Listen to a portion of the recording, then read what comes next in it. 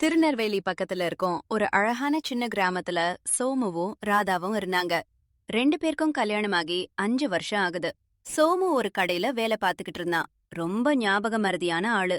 ராதா ரொம்ப ஸ்ட்ரிக்டான ஆளு. எல்லாமே சரியா இருக்கணும்.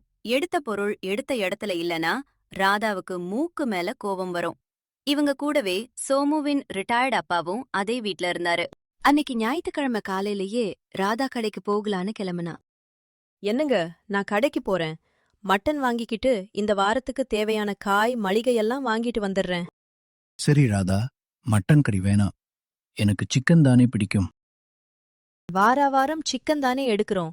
இந்த வாரம் மட்டன் சாப்பிடுங்க என்று சொல்லிவிட்டு கடைத்தெருவுக்கு கிளம்பி போயிட்டா.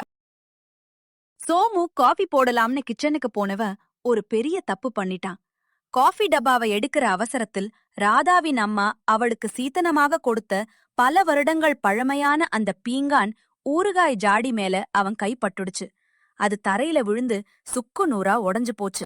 சோமுவுக்கு மூச்சே நின்றுவிட்டது. அந்த ஜாடி ராதாவின் உயிருக்குச் சமம். அதை உடைத்தது தெரிந்தால் இன்று சோமுவுக்கு வீட்டில் சாப்பாடு இல்லைன்னு சொன்னாலும் சொல்லுவா. என்ன செய்யறதுன்னு தெரியாம சோமு முழிச்சுக்கிட்டே நின்னான். இதுல இருந்து எப்படி தப்பிக்கிறதுன்னு யோசிச்சான். அவசர அவசரமாக உடைந்த பீங்கான் துண்டுகளை அள்ளி குப்பை தொட்டியின் அடியில் யாருக்கும் தெரியாமல் மறைத்து வைத்தான். கீழே சிதறிய மாங்காய் ஊறுகாயை ஒரு சாதாரண பிளாஸ்டிக் டப்பாவில் மாற்றி ஒளித்து வைத்தான். இப்படியே விட்டால் நிச்சயம் மாட்டிக்கொள்வோம் என்று நினைத்தவன் யாருக்கும் தெரியாமல் தனது ஸ்கூட்டரை எடுத்துக்கொண்டு அவசரமாக கடைத்தெருவுக்கு பறந்தான். ஊரிலிருக்கும் எல்லா பாத்திரக் கடைகளிலும் ஏறி இறங்கி அதே போன்ற ஒரு பீங்கான் ஜாடியை தேடினான். ஆனால் அந்த பழைய டிசைன் எங்கும் கிடைக்கவில்லை. கடைசியில் வேறு வழியில்லாமல் அதே அளவிலிருந்த ஒரு வெள்ளை நிற பிளெயின் ஜாடியை வாங்கிக் கொண்டு வீட்டுக்கு ஓடி வந்தான். ஐயோ, இப்போ அந்த டிசைன் எப்படி போடுறது? கலர் இல்லைன்னா ராதா கண்டுபிடிச்சிருவாளே. இப்படி புலம்பிக் கொண்டு இருந்தவனுக்கு ஒரு ஐடியா வந்தது. சோமு தன்னுடைய நீல நிற வாட்டர் கலர் ஸ்கெட்ச் பேனாவை எடுத்து அந்த புது வெள்ளை ஜாடியில் அவசர அவசரமாக பூக்களை வரைய ஆரம்பித்தான். அதை ஒரிஜினல் ஜாடி மாதிரி காட்ட அவன் பட்ட பாடு சொல்லில் அடங்காது. இதையெல்லாம் ஹாலில் அமர்ந்து நியூஸ் பேப்பர் படித்துக் கொண்டிருந்த அவனது அப்பா தன் மகன் ஏதோ பெரிய அறிவியல் ஆராய்ச்சி செய்கிறான் என்று நினைத்து மிகவும் அமைதியாக வேடிக்கை பார்த்து கொண்டிருந்தார். கடைக்கு போன ராதா வந்து கொண்டிருந்தாள். சோமு அவசரமாக அந்த ஸ்கெட்ச் பென் ஜாடியில் ஊறுகாயை கொட்டி பழைய இடத்தில் வைத்துவிட்டு ஹாலுக்கு ஓடி வந்தான். எதுவும் தெரியாதவன் போல் சோபாவில் அமர்ந்து நியூஸ் பேப்பரை தலைகீழாக படித்துக் கொண்டிருந்தான். பயத்தில் அவனுக்கு வியர்த்து ஊற்றியது. சமையலறைக்குச் சென்ற ராதா ஜாடியை பார்த்ததும் ஏதோ வித்தியாசத்தை உணர்ந்தாள். ஊறுகாய் வாசம் வேறு கிச்சன் முழுக்க வீசியது. ஏதோ தவறு நடந்திருப்பதை உணர்ந்து ஊறுகாய் ஜாடியை கையில் எடுத்தாள். சோமு வரைந்த அந்த வாட்டர் கலர் ஸ்கெட்ச் பெயிண்ட் அவளது ஈரம் காயாத கைகளில் ஒட்டிக்கொண்டு அழிந்தது. சோமுவின் அப்பா இதை எட்டி பார்த்துவிட்டு ஏதோ பெரிய பூகம்பம் வரப்போகிறது என்று உணர்ந்து மெதுவாக வீட்டின் வாசலுக்கு நழுவிவிட்டார்.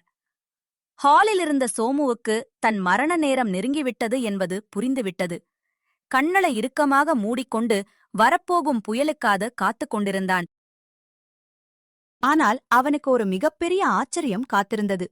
சமையலறையிலிருந்து வந்த ராதாவின் முகத்தில் கோபமே இல்லை. மாறாத கையில் அந்த அழிந்து போன பூக்களோடு இருந்த ஜாடியை பார்த்து அவள் விழுந்து விழுந்து சிரித்துக் கொண்டிருந்தாள். ஏங்க, என்னங்க இதெல்லாம்? ஆர்டிஸ்ட் வேலையெல்லாம் பார்த்து வச்சிருக்கீங்க? அது வந்து ராதா கை தவறி அந்த ஊறுகாய் ஜாடி உடைஞ்சு போயிடுச்சு.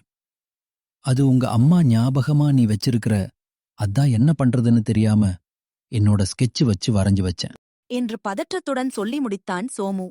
சின்ன பிள்ளையாட்டம் இப்படி பயப்படுறீங்களே, தெரியாம தானே நடந்தது.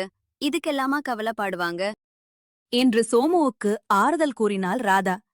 தன் அம்மா கொடுத்த பொருள் உடைந்து விட்டது என்ற வருத்தத்தை விட தன்னிடம் திட்டு வாங்கக் கூடாது என்பதற்காக தன் கணவன் செய்த இந்த முட்டாள்தனமான ஆனால் அன்பான முயற்சியை நினைத்து அவளுக்கு கண்ணோரம் லேசாக நீர் கசிந்தது.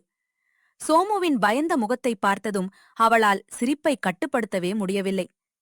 அன்றைய தினம் சோமுவுக்கு எந்த தண்டனையும் கிடைக்கவில்லை. மாறாத ஸ்பெஷல் மதிய சாப்பாடு கிடைத்தது. ஆனால் வாசலில் அமர்ந்திருந்த அவனது அப்பாவுக்கு மட்டும் அந்த ஊறுகாய் ஜாடி எப்படி திடீரென கலர் மாறியது என்பது புரியாத புதிராக இருந்தது. காலையில இருந்து சோமு பரபரப்பா இருக்கானே.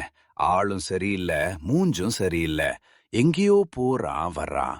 என்ன நடக்குதுன்னே புரியலையே. நியூஸ் பேப்பரை ஏன் தலைகீழாக படித்தான்? என்ற சந்தேகம் தீராமல் இன்று வரை யோசித்துக் கொண்டே இருக்கிறார்.